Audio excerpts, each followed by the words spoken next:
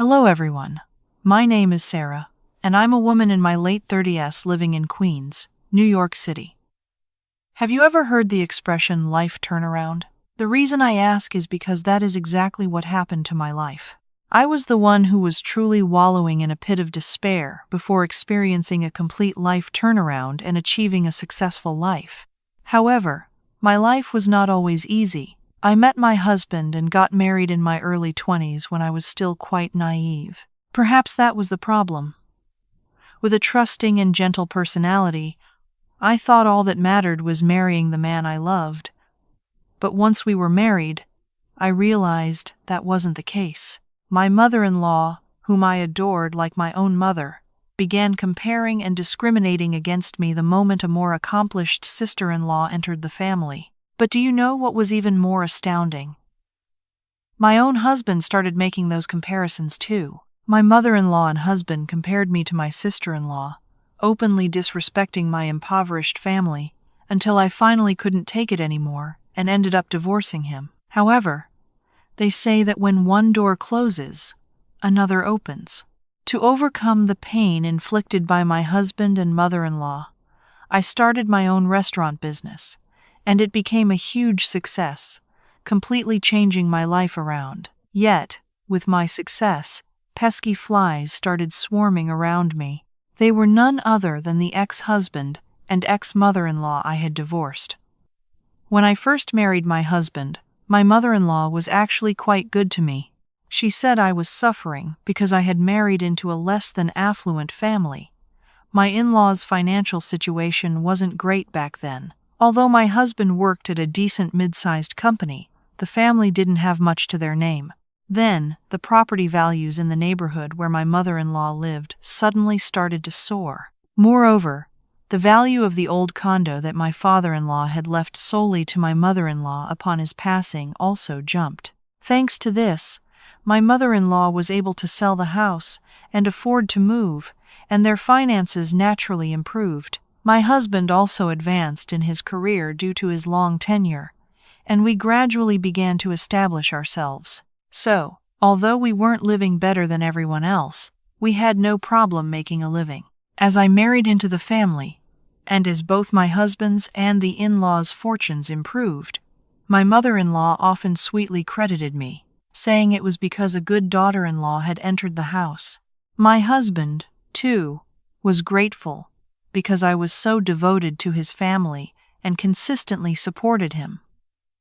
Also, my husband and I never had children. The reason was that when we married, both our finances and my in-laws were not stable, so we decided to forego having children. We agreed not to have children before getting married. People around me said I didn't have to sacrifice everything and could at least be a little ambitious about having children, but at the time, my family was always my priority. I was raised by my mother alone. After my father passed away early, my mother raised me while running a small diner. That's why the word family made me particularly soft-hearted, and my affection for them was extraordinary. Wanting to make things easier for my mother, I gave up on university, immediately found a job, and then met my husband and married quickly. Back then, I thought such a sacrifice for the family was naturally necessary. I didn't think I was living in a world just for myself. Since both my husband and mother-in-law acknowledged my sacrifice and hardship, I never felt wronged. However, everything started to change 6 years after I married my husband. There was a significant age gap between my husband and his younger brother, and the younger brother brought home a woman he intended to marry. The brother was working for a small company at the time, but his fiancée, my future sister-in-law, was a much more accomplished and impressive woman than his situation warranted. She came from a wealthy family and was a respected vascular surgeon.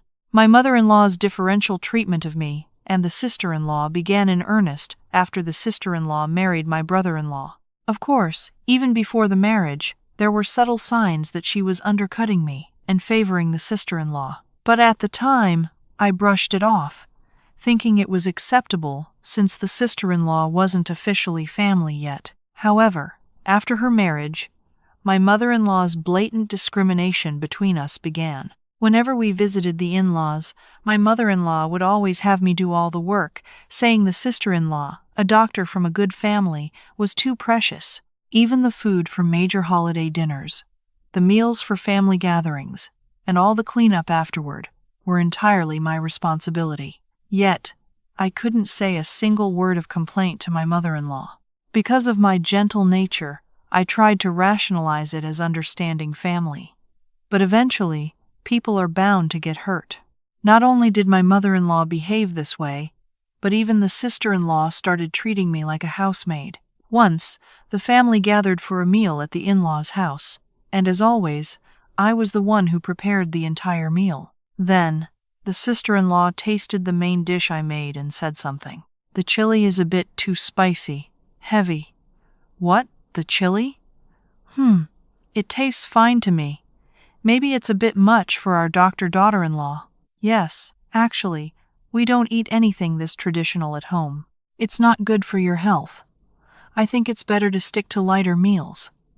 Now that I hear our daughter-in-law, I think the chili is a bit too much too. "Sarah, why did you make the chili so heavy? From now on, make it lighter for the family's health." At that point, I was reaching the limit of my patience.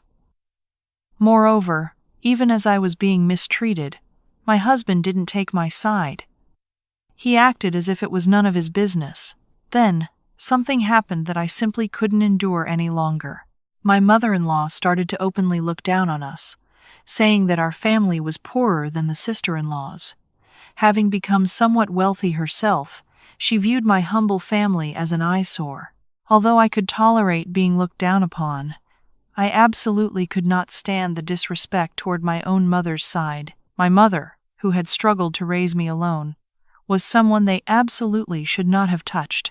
The in-laws' entire family rented a cabin for a trip once. Naturally, preparing all the food fell entirely to me. I was cooking the BBQ and washing vegetables next to the outdoor table, preparing the meal alone. When the food was ready and I was about to sit down to eat, do you know what my mother-in-law said to me? "Sarah, you need to keep grilling the steaks for the family. Don't think about eating now, just keep bringing out the food. If you sit down, who will grill the steaks for us while we eat?" "Mother-in-law, I'm hungry too. Can't I eat a little before I grill?" "Is it because you grew up without a father, or is it because you grew up in a poor family? Why are you so lacking in common sense? When your mother-in-law tells you to do something, you should do it. Why the backtalk? It won't kill you to eat later. Just do as you're told." So, I had to eat my cold leftovers alone after everyone else had finished their meal. I couldn't help but cry while eating. I seriously questioned whether I had any reason to continue living with my husband while enduring such constant disrespect. After returning from the family trip, I talked to my husband about how hurt I was by him and his mother, especially about how she discriminated against me and disrespected my family after the sister-in-law joined the family. I also asked him why he never took my side in those moments, which hurt me deeply. The answer I received from my husband was something I truly never could have imagined. "Honestly, isn't it natural for my mother to look down on you? Your family isn't well off like my sister-in-law's, and you're not accomplished like her, working as a surgeon. You deserve to be looked down upon. Frankly, I regret marrying you so much. My brother works at a less prestigious company than mine, but his wife's career is better than yours. She earns more money, and her family is wealthy in comparison. Thinking about that drives me crazy. I shouldn't have married you. I should have just dated you and married someone capable with a good family, like my sister-in-law. I regret my past with you and wish I could change it." Are you serious about what you just said? You regret marrying me? How could you say that to me? Who was the one who took care of your family and supported you so you could succeed? How can you say such a cruel thing? Cruel? What's cruel about it? Honestly, you should be grateful that I'm living with you. A housewife who lacks any ambition and just stays home doing chores. My mom even said that she thinks she chose the wrong first daughter-in-law. She said I could have easily found a better wife if I had married later, like my brother did. Without thinking, I slapped my husband across the face. I was so angry and felt such profound betrayal that I couldn't control myself. Given my gentle nature, I never imagined I would slap him. My husband was utterly stunned, and after that, his disrespect toward me only worsened. But that day, I definitively made one decision. I had to divorce my husband. I felt there was no reason to live with a man who didn't value his own wife. I don't know where I found the courage at the time, but even my gentle self was utterly enraged and fearless. Still, I wanted to convey my feelings to my mother-in-law one last time. I thought that would at least make me feel less wronged. So, I called her. I asked her to stop discriminating between me and the sister-in-law. Her response made my hands tremble. "Mother-in-law, this is too much. Even if she's a doctor, I was the daughter-in-law who came into this family earlier and spent years with you. Why do you keep discriminating between me and the sister-in-law? Honestly, mother-in-law, I'm so hurt. So, what if you married into the family earlier than our daughter-in-law? For me, the first daughter-in-law isn't what's important. It's how much you contribute to our family. And do you really think you're on the same level as the second one? Do you think a comparison can be made between a daughter-in-law from a wealthy family and you, an incompetent daughter from a poor family whose mother runs a diner, who just stays home doing housework? I just treated you according to your respective levels. Even my second son, who works for a small company, managed to marry a doctor, and my first son, who has a much better job than his brother, could have found a better daughter-in-law if he hadn't married you so early. If you continue this way, I don't need you as a daughter-in-law, so leave my son. Since you don't have children anyway, let my son divorce you and start a new life. Mother-in-law, have you said everything you need to say? Who did we forego having children for? Things are fine now, but back then, your financial situation was tough, and my husband's salary, who had just started his job, was obviously limited. So we gave up on having kids, didn't we? I also wanted to keep my job, but my husband asked me to quit and support him by managing the house instead of working, saying he preferred having someone waiting for him at home when he came back from work. Don't you know I quit my job for that? How can you say that when you know that fact better than anyone? Did I force you to do that? Not having children and quitting your job were all choices you made because you wanted to, weren't they? Anyway, I don't need to say more. I want you to carefully consider the divorce I mentioned. I don't need a daughter-in-law like you anymore. From that day on, I started collecting evidence for the divorce. I meticulously gathered evidence of my husband's disrespect, the in-laws' harassment, and the discrimination comparing me to the sister-in-law. When all the divorce preparations were complete, I packed my bags and left the house early one morning. I went to my mother's diner. My mom started her business early in the day. Because customers came early, my mom always opened the diner's doors at the crack of dawn. When I arrived, the lights were on, as she was preparing to open. My mom, who came out to grab the stacks of napkins placed outside the store, saw me standing there with my suitcase. The moment I saw my mother, tears burst out. I had never told her about the issues with my in-laws or my husband, fearing it would upset her. But my mom, seeing me cry, seemed to understand everything and hugged me tightly. She didn't ask anything, just patted my back and said I had done well. Then, she picked up my suitcase, held my hand, and led me inside the diner. She prepared a warm breakfast with freshly cooked rice for me. As I struggled to swallow the meal, I resolved to pull myself together and work hard, especially for my mother. I decided I would never give up on my life, and I firmly resolved in my heart that I would succeed and become a better person than the sister-in-law. That day, I contacted my husband and informed him of the divorce. Predictably, he dismissed me, asking what right I had to demand a divorce. He then, as if he was waiting for it, said he would grant the divorce, but I shouldn't expect any asset division or alimony. However, the court's judgment was different. It sided with me. Since I had solid evidence and my husband and mother-in-law had done so much wrong to me, My husband had no choice but to give me asset division and alimony, even if he didn't want to. I even received a settlement from my mother-in-law. The ex-husband, out of spite, sent me an abusive text message. I didn't back down and replied, "Do you think you'll do well in life after doing that? Let's see how successful you are. You, who are incompetent and know nothing, will surely starve to death." Why would I starve to death? Just wait and see. I will succeed and make you all swallow your words. Success? A woman who only did housework at home? How are you going to succeed? If you succeed, I'll eat my own shoe. And with that, the relationship between my ex-husband and me seemed to have ended. But the man was truly the worst. Less than a month after our divorce, he already had another woman. He even texted me, bragging that he was dating a well-paid real estate agent and that he was very fond of her. I'm so glad I divorced you. Now that I'm divorced, capable women like this real estate agent are chasing after me. See? That's the kind of man I am. You talk as if you're some catch. My biggest regret in life is wasting my time marrying a man like you, and from now on, I'm blocking your number. So don't ever contact me again. Just thinking about a person like you makes me sick. For the first time, I responded to my ex-husband with sharp words. He then questioned why I had become so harsh, claiming I wasn't like this before the divorce, asking if this was who I really was. Regardless of his questioning, I blocked his number and changed mine. I didn't have the luxury of worrying about my ex-husband anymore.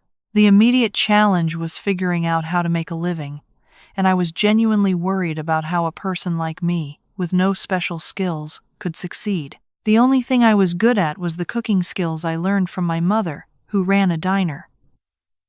So, while looking for a job, I started helping out at my mom's diner. One day, my mother cautiously asked me if I would consider taking over her diner. She said she was getting older and would eventually have to close the diner, and it would be great if I could take it over. She mentioned that even though her diner was small and modest, it had regular customers and was steady, so I could make a living if I wasn't too greedy. The moment I heard my mother's words, I knew that was it. My mom suggested I take over her diner without being greedy, but I decided to take it over with ambition. Many people had succeeded in the food business, and I felt I had a chance if I worked hard. So, from then on, I diligently studied cooking and restaurant management under my mother while developing new recipes. 5 years passed, and I achieved great success in the food business. My mother was known for her excellent fried chicken recipe, and I added my own secret techniques to transform my mother's diner into a specialized gourmet Southern comfort food restaurant. There were many trials and errors and hardships initially, but the delicious, perfectly seasoned, and uniquely flavored fried chicken quickly gained a reputation through word of mouth and eventually became a massive hit. Later, I moved to a larger location and started earning so much money that it was hard to handle. But once I succeeded, I was less focused on the money and more grateful to the customers who sought out my cooking. I was motivated to serve them even better food, plunging myself further into the work. I also forgot all about my sad past. As I focused on my current life and was satisfied with my present success, my past of resenting my ex-husband and hating my ex-mother-in-law felt insignificant. My current success was not about revenge. It was purely for myself. Just how successful was my business? My restaurant was featured on a national TV show that aired at 6 p.m. The show highlighted our restaurant concept as a maker of luxury comfort food, and the filming was tailored to that. Since our restaurant was already famous as a local spot, the exposure meant we had an overwhelming number of customers. Still, my mother and I were mindful of the food quality and avoided rushing the production. We wanted to build a long-lasting, quality restaurant rather than succumb to temporary popularity by being too greedy. But life truly is unpredictable in some ways. People I never wanted to see again started seeking me out because of the news of my success. I never expected them to contact me again. That day, I was busy as usual with restaurant work. Then, I kept getting calls from an unknown number on my cell phone. Since I usually don't answer unknown numbers, I ignored it a few times. But the calls kept coming the next day and the day after. After the lunch rush, I finally had a moment of rest.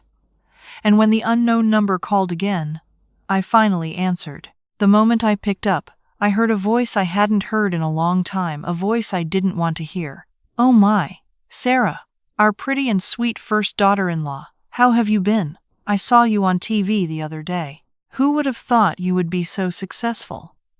I was absolutely shocked to see you on the show." The person who called me was my ex-mother-in-law, the one who had urged my divorce. Her tone toward me was completely different from before. I can't express how sweet the voice of the ex-mother-in-law, who used to treat me with such contempt, was now. But the moment I heard her voice, I knew exactly what was happening. My ex-mother-in-law was calling because she saw me on TV and saw my success. She was hoping to get something out of me. Moreover, her voice carried a clear expectation that I would naturally be happy to hear from her. But I was no longer the gentle, naive person who was easily manipulated. After being abused by my ex-husband and ex-mother-in-law, I had become resilient, and after 5 years of running my own restaurant, I had experienced all sorts of things and grown very strong. I had become a different woman entirely. In the past, I would have shrunk under my ex-mother-in-law's voice and struggled to speak, but the situation was different now. Not only was the ex-mother-in-law no longer my mother-in-law, but I was also no longer the person who would suffer in silence and take the abuse. Besides, the ex-mother-in-law was no longer my mother-in-law. So, I spoke to her clearly. "Mrs. Miller, don't you have anything better to do? My son and I ended things a long time ago. Calling me daughter-in-law after all this time? It gives me the chills just listening. Are you losing your mind? Mrs. Miller? Did I hear that right? Sarah, are you calling me Mrs. Miller?" "Yes. We are strangers now. So what else should I call you? Do you still think you're my mother-in-law? More importantly, when are you free? When you have some time, let's meet. I have something very important to tell you." "Important? What important business could you have with me?" "I don't know how you got my number, but I'm blocking it, so don't ever contact me again. If you call again, I won't be nice."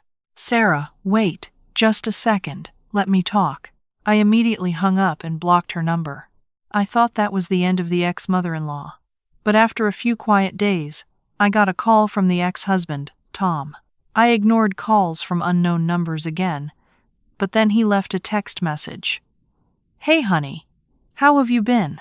You're on TV now, and you seem to be doing great. Who knew you'd become the owner of such a big restaurant? Let's meet. I really need to talk to you." Waiting for your reply. Reply or no reply, I blocked his number this time and sent a final warning message. I told him and his mother I would report them for stalking if they contacted me again. I told them to stay away. But let me tell you, the ex-mother-in-law and ex-husband were truly beyond reason. Not long after I texted the ex-husband and blocked his number, the two of them showed up at my restaurant in person. It was near closing time, just as we were taking the last orders. Since I had blocked their calls and refused to talk, they came to meet me. Seeing their reason for showing up was obvious. I tried to kick them out, but the ex-mother-in-law and ex-husband boldly ordered food. They said they were customers who came to eat at my restaurant and asked if it was acceptable to rudely kick them out like that. Then, my ex-husband even made a ridiculous threat. "What are you doing? Showing up at my place of business? I told you and your mother I have nothing more to say. Did you forget that I said I'd call the police for stalking if you contacted me again? Can you really kick out a customer? My elderly mother saw your fried chicken on TV and wanted to try it, so I brought her. Should I post online that the restaurant owner kicked out paying customers for no reason? Your restaurant is famous now. You know what a bad reputation can do. Should I ruin your business? Go ahead and call the police. I'll immediately post online that you kicked out customers who came to eat." At that moment, I genuinely wanted to call the police. reputation damage or not. But my mom advised me against it. She told me to just feed them what they ordered and send them away. So, I reluctantly took the ex-husband and ex-mother-in-law's order and served them 2 servings of fried chicken. But while eating, the ex-husband called me again. He said it would only take a moment and asked to talk. I turned to walk away, saying I had nothing to discuss with them. Then, the ex-husband suddenly shouted a ridiculous lie. "Oh, what's this? There's something in the chicken. Is this a hair? How is this restaurant managing hygiene? A hair in the food? Gross. It totally ruins the appetite." I turned around at the ex-husband's words and checked the hair he claimed was in the chicken. It wasn't mine, my mom's, or any of the staff's. It was clearly the ex-mother-in-law's hair. They were staging a complaint to pressure me into talking to them, and he was shouting loudly enough for the other customers to hear. At the ex-husband's words, customers were already looking at the table where the ex-husband and ex-mother-in-law were sitting, right where I was standing. So, I got furious and said, "What are you trying to do? That hair is clearly your mother's. Why are you lying that it came from the food? It's because you keep ignoring us when we ask to talk. So, give us some time. You wouldn't give my mother and me a chance to talk, so we had to do this, didn't we? This time it's just a hair, but if you keep avoiding us, I can't guarantee what will turn up in your food next. Should I make a fly appear?" I really wanted to report them to the police immediately for obstruction of business, but I looked at the situation and realized it wouldn't end there. So, I decided to gather more definitive evidence of my husband and mother-in-law's harassment and file a proper lawsuit. Since the restaurant had CCTV, I thought I should make sure their actions were well recorded to solidify the evidence. After all, the moment the ex-husband put his mother's hair in the chicken was clearly recorded on the CCTV. So, to gather more evidence, I pretended to comply with the ex-husband and ex-mother-in-law's request. "Fine. I have to run the business now, so wait until the store closes. You should have done that earlier." "Okay, we'll wait until you're done working. See? You're so much better when you listen quietly, just like you used to be."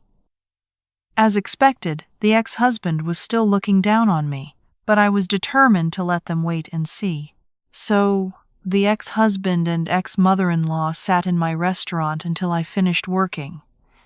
After I finished, I sat down at the table where they were waiting. Do you know what the 2 of them said to me? "Thank you for making time for us. Sarah, who would have thought you'd be this successful? You must be earning a lot running such a big place. If I had known you'd turn out this well, I never would have encouraged my son to divorce you. I'm truly sorry. You must have been very hurt then. Anyway, Sarah, are you seeing anyone? Or are you still single? Sorry? Mrs. Miller, if you were sorry, you shouldn't have done those things back then. And whether I'm seeing anyone or not is none of your business." "Oh, she's still calling me Mrs. Miller. Well, dear, since you're on TV now, and if you're still single, you should remarry my son. I think you're perfectly suitable for my son now. You make good money, you're capable, and I won't have a reason to look down on your family anymore. My son is still single, too, so it would be great if you 2 got back together." "Yes, honey.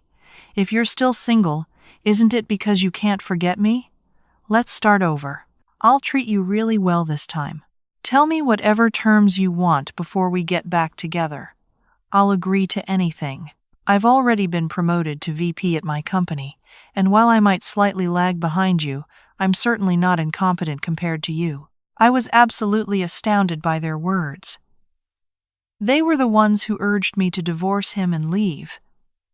And now that I was famous and earning money, it was clear they were targeting my wealth. There was no way I would remarry my ex-husband. But even if I did, it was obvious that both the ex-husband and ex-mother-in-law would go after my assets. And an incident happened that turned my suspicion into certainty.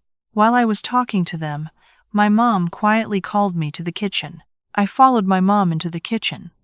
Then, my mom put an earbud into my ear and said, I asked one of the male staff to follow Tom when he went to the restroom because I had a strange feeling. He secretly recorded Tom's conversation with his friend, and I think you need to hear it.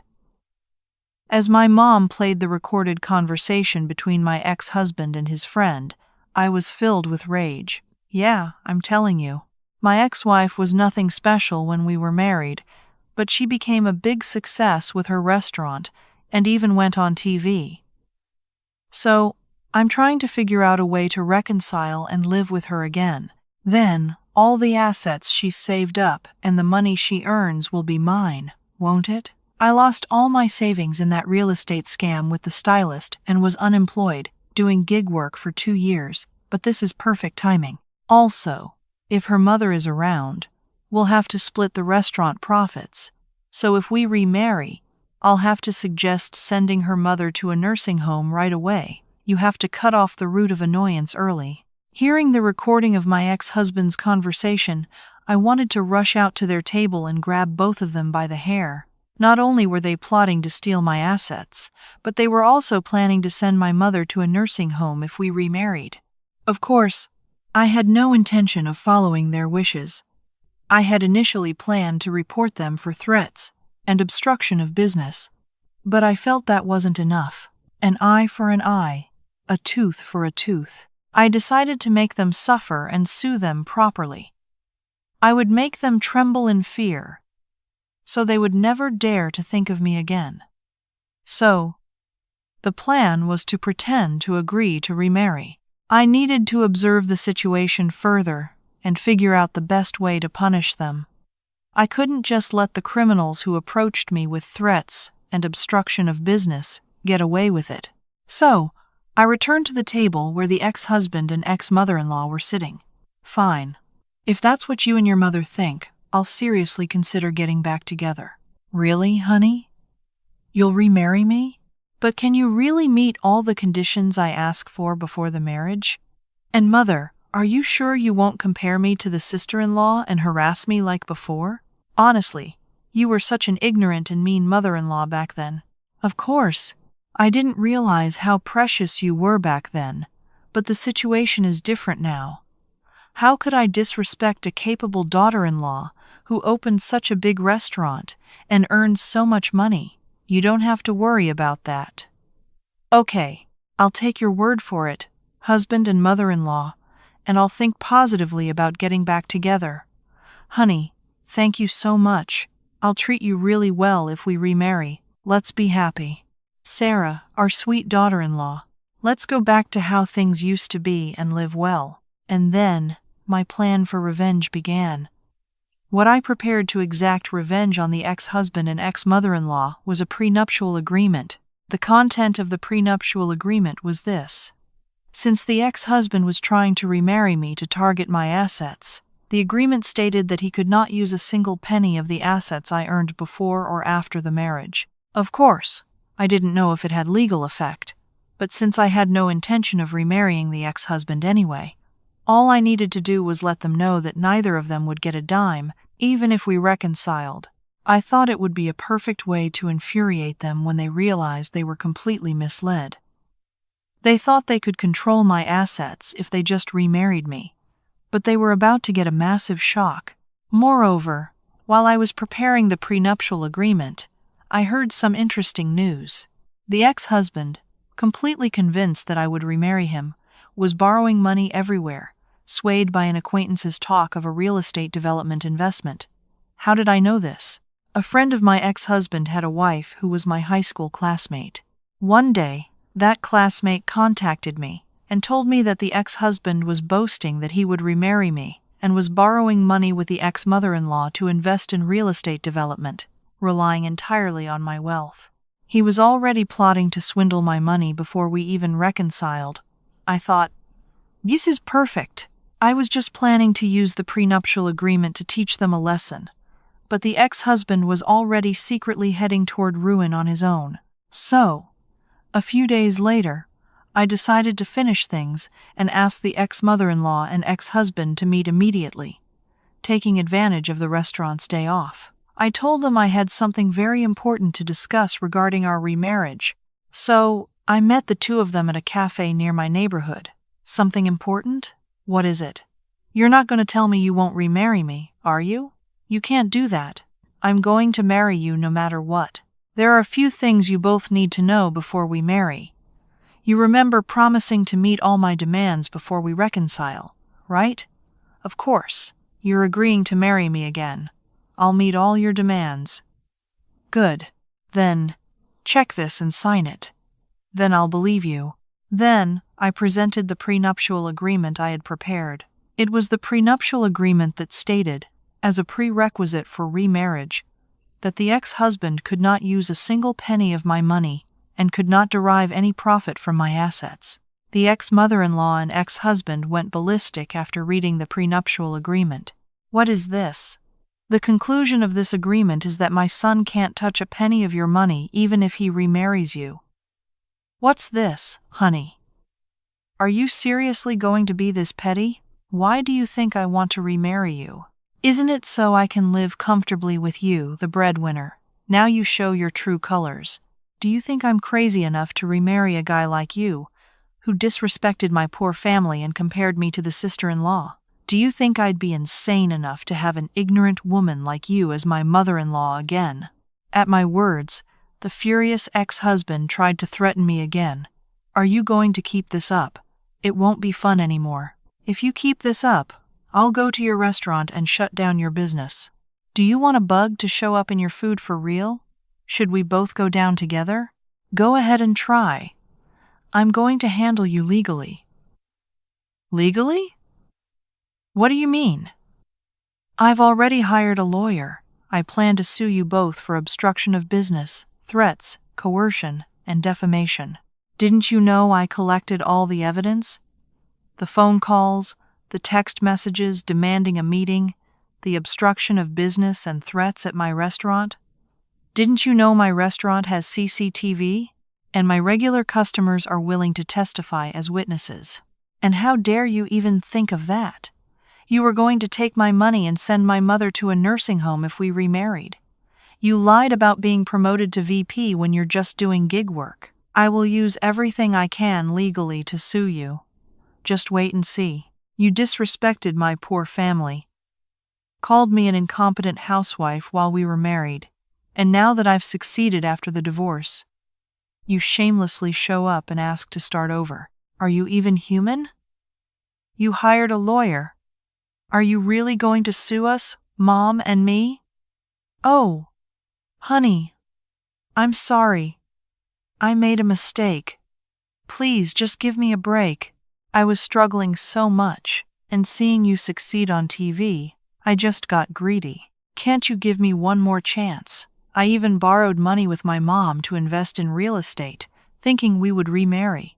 The interest is accumulating, and if I can't pay it back soon, my mom and I are ruined. Yes, Sarah, we messed up. We were struggling to make a living. And the second one, the doctor, divorced our son. She cheated on him, believing she was too good for him. So we split up. Please, save us. You used to be so sweet. Why have you become so harsh? Why did I become harsh? I changed because I suffered after meeting a wicked mother-in-law like you. And you should get your head straight. Mrs. Miller, I will never get involved with you two again, no matter what. I'll give you back the words you used on me. Do you really think you're on the same level as me? Enjoy the jail food. I walked out of the cafe immediately and sued the ex-mother-in-law and ex-husband. The judge fined both of them very heavily, stating the nature of their crimes was severe, even though they were first-time offenders. They became criminals for trying to exploit my wealth. After that, I heard from an acquaintance of the ex-husband that he had borrowed money from lenders to invest in the real estate business, expecting to pay it back after remarrying me. Since the remarriage didn't happen, and the investment was apparently in a property development that had already failed, they were now being hounded by debt collectors. The ex-husband and ex-mother-in-law had essentially been defrauded while trying to commit fraud against me. So, the ex-mother-in-law had to sell the home they were living in, and both are now reportedly living with the divorced younger brother. This shows why people should live with kind hearts. Living wickedly will always come back as a boomerang. From now on, I plan to continue working hard in my restaurant business with my mom, joyfully, happily, and with a grateful heart. Eat well, be healthy, and be happy, everyone. Thank you.